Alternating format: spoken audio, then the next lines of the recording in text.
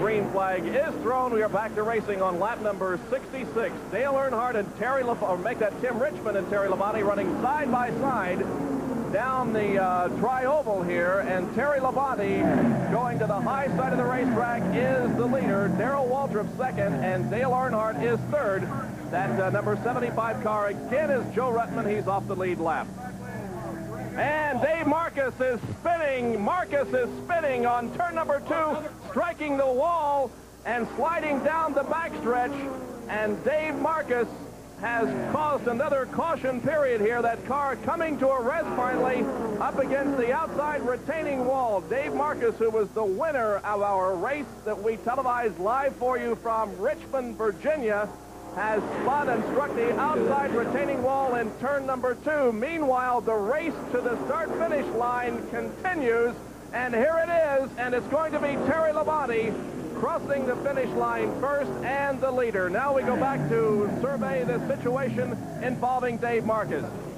Well, the significance of that race to the line as we look at Dave Marcis's car sitting along the backstretch retaining wall on the outside. There's Dave's car out of control. You can see smoke coming from underneath the race car. Apparently something breaking.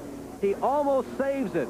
But believe me, that's quite a thrill. He was going about 200 miles per hour when the car first started to get out from underneath him. Finally, he loses control. It breaks loose, skids up to the outer retaining wall, hitting it first with the front end of the car, and then slamming around. At this point now, Dave perhaps has no control of the machine. Sometimes the drivers are in a position where they can hold on to this race car and keep it up against the wall, but because that car went in headlong, probably the front end was damaged enough so that the steering was simply non-existent.